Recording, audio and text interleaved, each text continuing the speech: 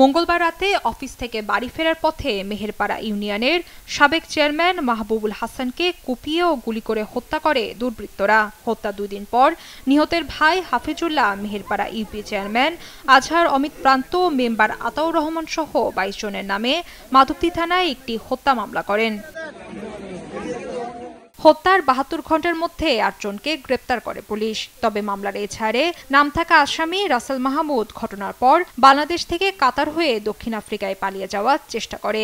এ সময় গোয়েন্দা পুলিশ কাতার এয়ারপোর্টে দেশটির ইমিগ্রেশন পুলিশের সহযোগিতায় তাকে আটক করে দেশে ফিরিয়ে আনে। শুক্রবার শাহজালাল বিমানবন্দরে পৌঁছালে তাকে গ্রেপ্তার করা হয়।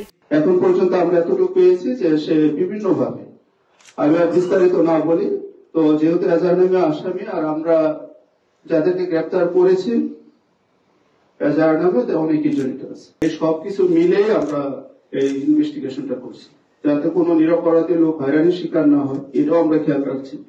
আর যেই জড়িত থাকুক সবাইকে আমরা ইনশাআল্লাহ আইনের আওতায় নিয়ে আসবো। চেয়ারম্যান মাহবুবুল হত্যাকাণ্ডের প্রতিবাদে বিক্ষোভ মিছিল করে অবিলম্বে আসামিদের গ্রেপ্তার করে দৃষ্টান্তমূলক শাস্তির দাবি জানিয়েছে এলাকাবাসী। আমার ভাইয়ের খুনিদের জন্য যে 7 দিনের আলটিমেটাম দিয়েছেন তার মধ্যে 3 দিন চলে গিয়েছে। আর 4 দিনের ভিতরে যদি আমার ভাইয়ের রক্তের প্রতিশোধ না পাই, আপনারা জেনে নিয়েন রক্ত কিন্তু রক্ত চায়। এই ঘটনাটা শুধু কিন্তু তখন ঘটাননি, এটার অবশ্যই একটা পরিকল্পনা হয়েছে।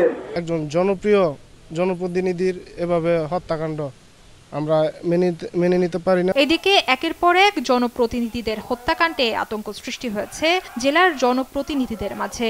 যদি জনপ্রতিনিধি একটার পর একটা হত্যা করা হয় তাহলে মানুষ রাজনীতিতে আসার যে পথ, ভালো মানুষরা সেই আশাটুকু হারিয়ে যাবে। এই চিহ্নিত খুনিদেরকে গ্রেপ্তার করে তাদেরকে দৃষ্টান্তমূলক শাস্তি নিশ্চিত করতে হবে।